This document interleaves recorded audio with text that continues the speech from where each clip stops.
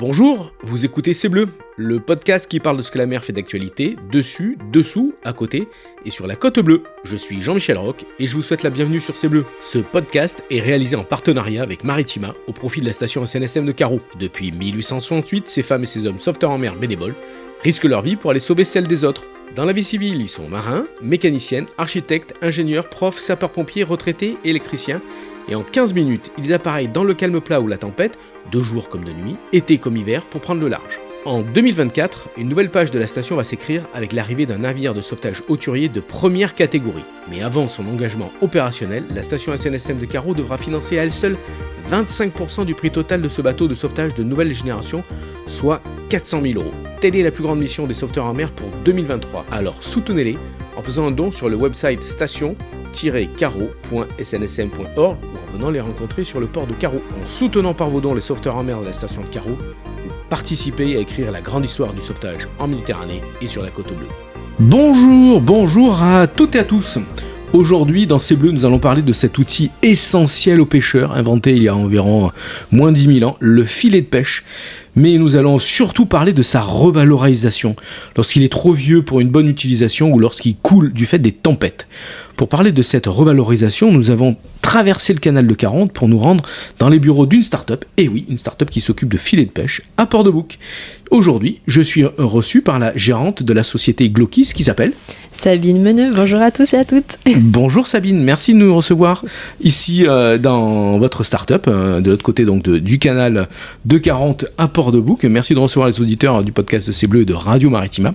Alors, on estime que la production mondiale de poissons, pêche et pisciculture représente 180 millions de tonnes. Donc il faut pas mal de kilomètres de filets de pêche pour attraper tous ces poissons. Et les filets de pêche représentent 10% des déchets mondiaux dans les océans. Donc ça fait beaucoup de matière. Une fois abandonnés, ces filets de pêche fantômes restent dangereux pour la faune et la flore, surtout en Méditerranée. Mais avant de nous dire comment vous les récupérez, comment vous les revalorisez, je vous laisse le soin de vous présenter. Merci déjà de m'accueillir, c'est avec plaisir de présenter ce métier un peu particulier que j'ai créé depuis 7 ans. Donc la société, elle existe depuis 7 ans, mais moi je l'ai repris en 2020. Et c'est une entreprise qui va accompagner les gestionnaires de ports et les collectivités sur la création de filières, et sur des filières un peu atypiques, dont justement le recyclage des filets de pêche. Mais déjà, nous, on part pas sur le recyclage des filets fantômes, on est sur les vieux filets. D'accord. Parce qu'aujourd'hui, un filet, vous savez combien de temps ça dure aujourd'hui ? Non. 3 à 6 mois. Oula. Alors, votre société Glokis, c'est un drôle de nom, c'est quoi ça, ce petit nom-là ? Ce petit nom, c'est en lien avec le Glaucus atlanticus. J'invite tout le monde à aller regarder sur Internet cette magnifique petite nudibranche, ce petit nudibranche qu'on retrouve en Atlantique, qui fait à peine 5 cm. D'accord. Vous êtes nombreux dans votre start-up ? Alors, on est 3 associés, Brice Massy et Bénédicte Aldebert, qui sont les cofondateurs de la société, et moi, je les ai rejoints. Donc, on est 3. D'accord. Alors, on n'est pas donc sur le filet fantôme, même si on va en parler pour des questions de sécurité. On est donc dans la collecte du filet de pêche qui est en fin de vie. C'est presque un objet à usage unique, malheureusement, le filet de pêche. Complètement. Aujourd'hui, donc, je disais tout à l'heure un peu rigolant, mais effectivement, un filet va durer 3 à 6 mois, alors qu'il y a une dizaine d'années, ça pouvait durer 2 à 4 ans, et il y a encore 20 ans, un filet pouvait durer 15 ans. Donc on voit qu'on est sur une dégradation de son usage et de sa durée de vie. Il faut trouver des solutions. Et puis, on le rappelle pour les anciens qui se baladaient sur les ports, jusqu'aux années 50, le filet de pêche était fabriqué en fibre naturelle. Alors ça a été le coton, je crois, le chanvre, le lin, pour différentes tailles de filets. On voyait les ramandeurs, des gens qui étaient spécialisés, les femmes surtout, qui étaient spécialisées dans le fait une fois qu'il y avait un trou dans le filet, de le réparer. C'est ça, ou de l'assembler. Il y avait une grande usine d'assemblage de filets, de fabrication de filets en lin à 7. C'était fait par des femmes. Donc on a toujours des femmes pas très loin du milieu de la pêche. Toujours. Et puis après, il est arrivé les années 50, et puis l'arrivée du plastique, et puis de nos jours, beaucoup de filets sont en fibre synthétique, c'est ça ? Exactement. Le plastique a vraiment pris toute sa place dans le matériel des pêcheurs. Il n'y a pas que les filets, il y a aussi les vêtements, il y a aussi les casiers, les nasses, etc. Tout. Et en fait, pour plusieurs raisons, c'est que le plastique, c'est souple, c'est plus léger déjà, parce qu'un filet, c'est minimum 200 mètres de long, et 500 mètres, des fois 1 kilomètre. Et c'est pour ça qu'on les faisait sécher sur les quais, parce que c'est mouillé, le coton mouillé, c'est lourd, et donc c'était plus facile à transporter d'un bateau à l'autre et de travailler avec. C'est ça, et puis aujourd'hui, en fait, le plastique qui est utilisé, donc ce fameux polyamide 6 nylon, tout le monde connaît le mot nylon quand il va pêcher avec sa canne, c'est ce même plastique. Il est souple, il résiste aux UV, il est non abrasif au sel, donc c'est beaucoup plus intéressant pour le pêcheur de l'utiliser. Alors, plusieurs types de filets, tout le monde imagine le filet de chalut qui est traîné au fond ou bien en surface, mais ici en Provence, sur notre côte bleue, on a plutôt un filet de pêche qui est comment, qui est posé au fond, qui reste une nuit. On est sur de la petite pêche là, c'est ça? C'est ça. Alors, nous on travaille beaucoup avec la petite pêche, ce qu'on appelle le petit métier, parce que le métier ça va être le poisson qui va être pêché, donc on va avoir les filets à dorade, les filets à sol, et en fonction de la typologie de poisson que les pêcheurs vont pêcher, la technique de pose n'est pas la même. Il va y avoir ce qu'on appelle l'escargot, souvent ce qu'on appelle le calet droit, donc ça va être le filet vraiment droit comme on s'imagine, ceux qui vont être un peu plus en fond pour pêcher la sole, donc il y a plusieurs techniques en fonction du poisson. Et ça c'est important quand vous retrouvez sur les quais des différents types de filets avec différents matériaux, parce que là on est sur du matériau qui est du polyamide, du polyester, du polypropylène, c'est ça, toute cette famille des plastiques. Effectivement, il y a plusieurs plastiques. Alors, sur la pêche petit métier, la pêche artisanale, ils sont exclusivement en polyamide 6, ce nylon. Après, tout ce qui est polyéthylène, polyester, etc., on va les retrouver sur les filets de chalut. Aujourd'hui, on n'a pas encore la solution, mais on est en train de la travailler avec notre partenaire technique sur Brest pour pouvoir trouver justement de ces solutions de valorisation. Alors, comment est née votre idée? Parce que je sais que vous êtes super dynamique pour une start-up, mais comment est née l'idée là? Comment vous êtes plongeuse, c'est ça? Pas du tout. Alors moi j'ai déjà un petit parcours atypique, en plus de travailler sur des sujets atypiques. Je viens de Guyane.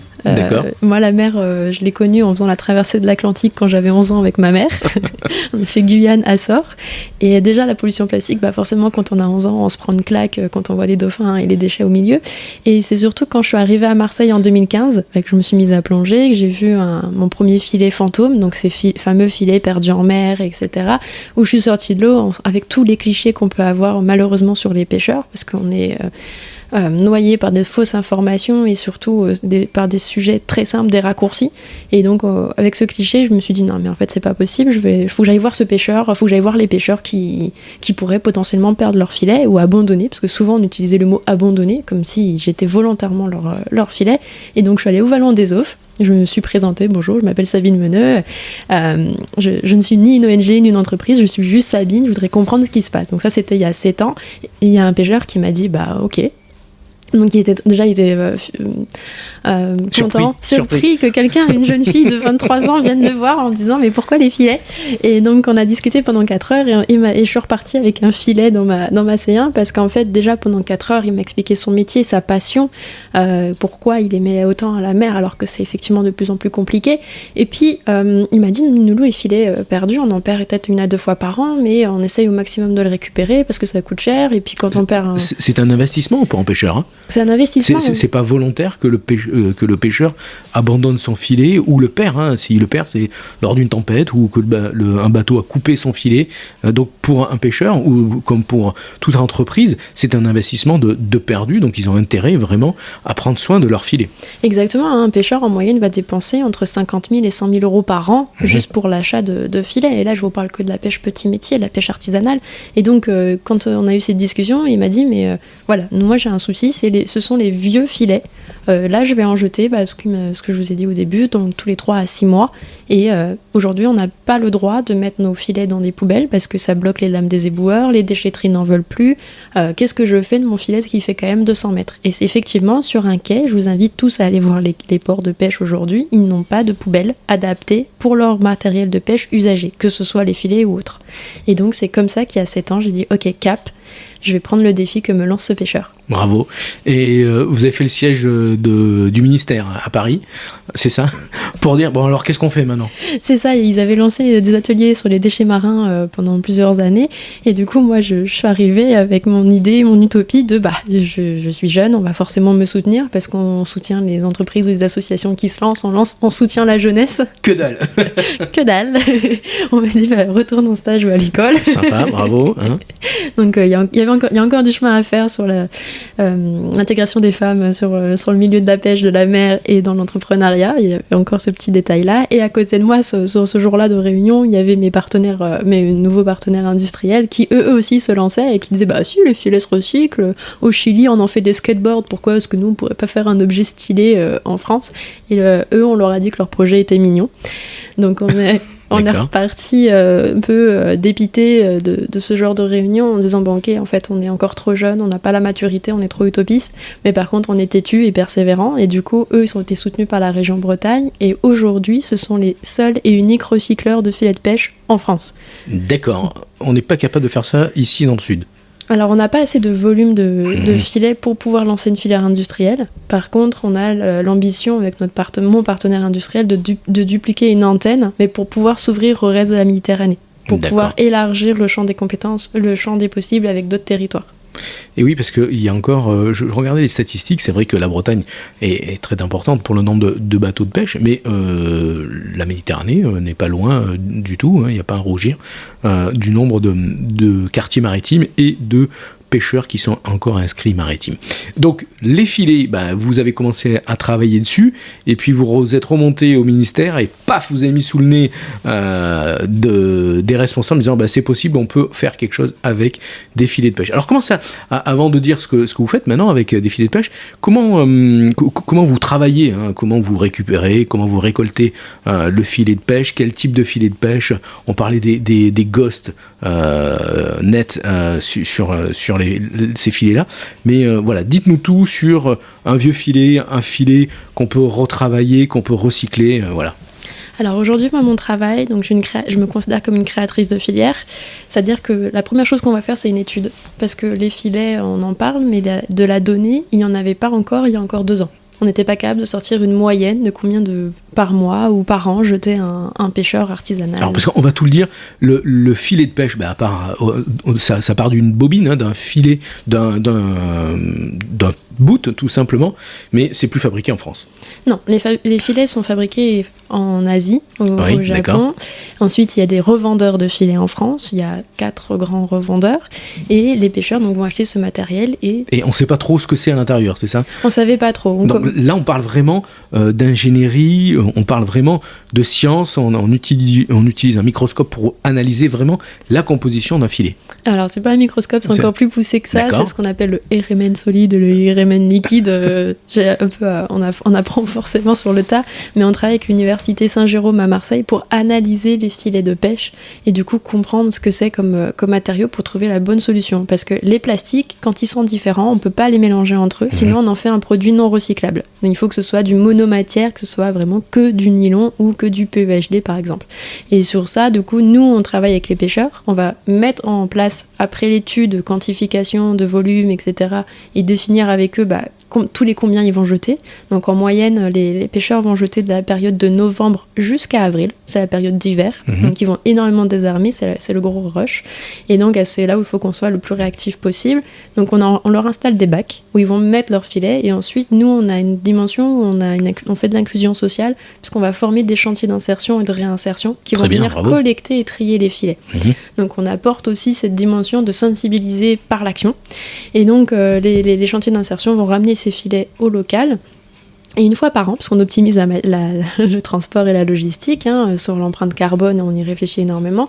Donc on travaille avec des partenaires qui remontent à vide, qui font Marseille-Brest à vide, et on va pouvoir optimiser leurs camions comme ça pour faire remonter les filets. Et c'est sur Brest que tout se joue. Donc les filets vont être transformés, donc ils vont être broyés, ils vont être retransformés en petites billes, pour que les marques puissent racheter des billes et faire leurs produits. Il y a une traçabilité donc de la bille de plastique, on va l'appeler plastique, comme ça sera plus facile.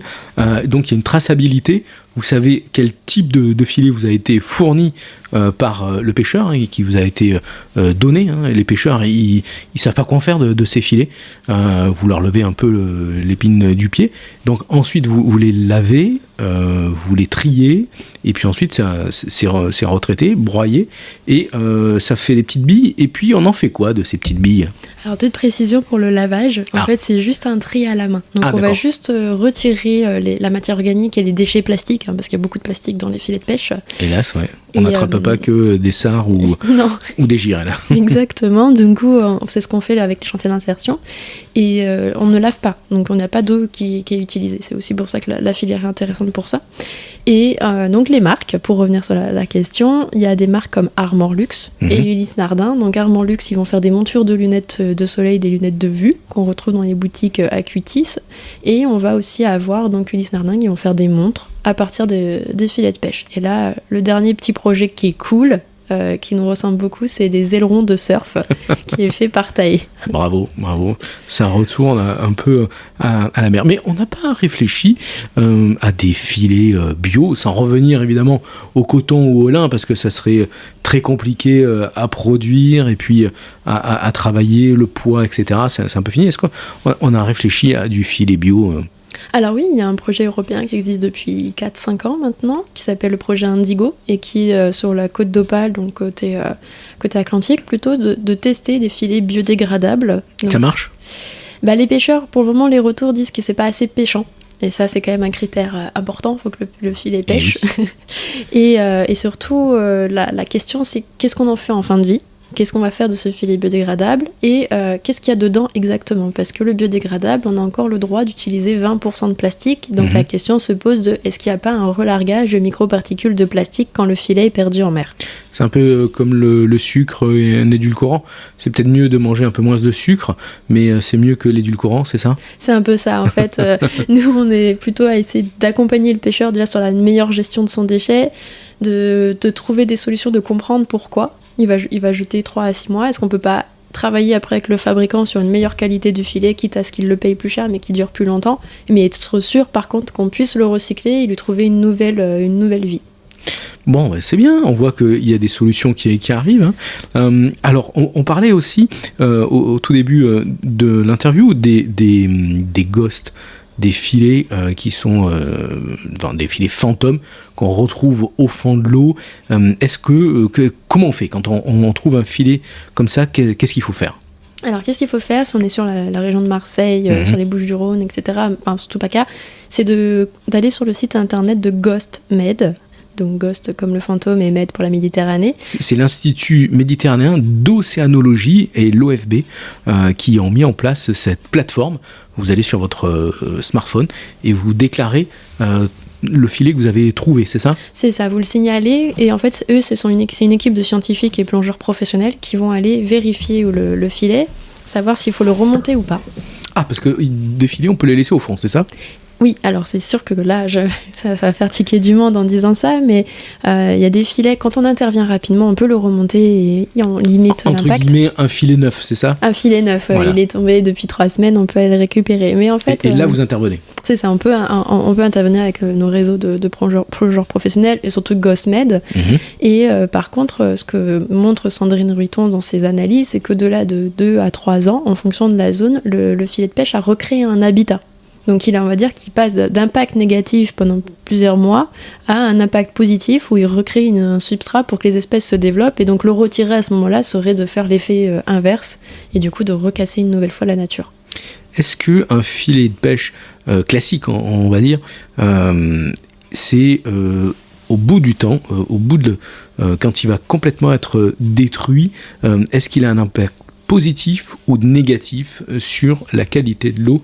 Je pense notamment aux microplastiques. Alors ça, ce sont des études qui sont en cours. On est partenaire d'une thèse. Parce qu'en fait, on s'est rendu compte pendant le Covid, ça a donné beaucoup d'imagination, de créativité et surtout de prendre du recul, qu'il n'y avait aucune recherche spécifique. Aucune donnée et aucune recherche sur comment vieillit un filet de pêche réellement dans le milieu marin. Et donc on a lancé la première thèse européenne avec le laboratoire EPOC qui analyse donc le vieillissement des filets perdus en mer sur le taux de dégradation, les polluants organiques persistants, parce que dans un plastique, on va mettre des petits additifs, des colorants, et il faut savoir quel va être l'impact. Donc la thèse, elle a 1 an, et on aura vraiment les premières données dans 6 mois. Très bien. Bon, écoutez, on a presque tout dit. On a presque tout dit, ouais.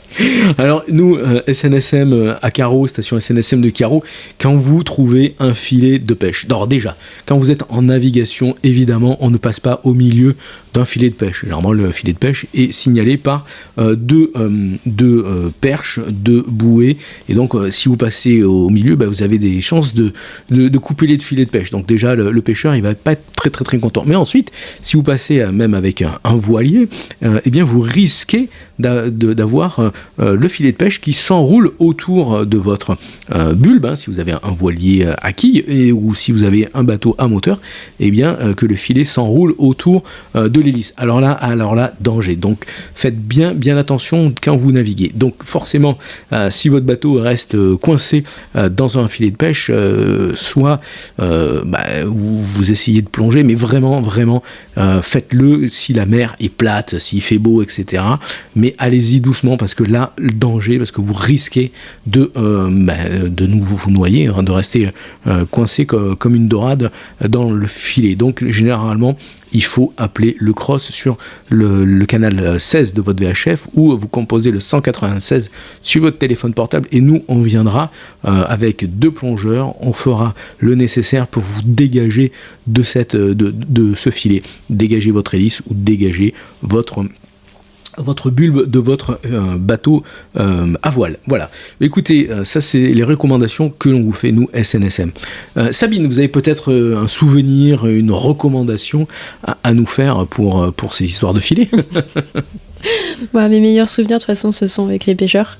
C'est les échanges, c'est le moment qu'on a de partage avec les pêcheurs. Alors oui, on va peut-être le dire, mais les pêcheurs sont vachement engagés. Vous travaillez avec combien de pêcheurs en Occitanie, en Provence ? Alors, comme on est en train de développer la filière sur toute la région Occitanie, pour le moment, on travaille avec 150 pêcheurs en Occitanie, une dizaine sur Port-de-Bouc, avec une dizaine aussi sur la métropole de Nice. Et l'idée, c'est de continuer à développer la filière. Mais là, depuis une semaine, ce sont les pêcheurs qui viennent directement au local en me disant « On a entendu parler de vous, on vient vous ramener directement les filets ». Donc, il y a vraiment un engagement de leur part. Et ils surveillent vraiment tout ce que je fais pour être sûr que tout est bien recyclé. Ça va aboutir sur un label, peut-être ? Ça va sûrement aboutir sur un label. De pêche responsable ? De pêche responsable, qui va se rejoindre ce que fait déjà un peu la région sud, mais en tout cas d'intégrer ça à l'intérieur, et puis de continuer à valoriser leur métier qui est beau et qui est un peu en train de disparaître malheureusement.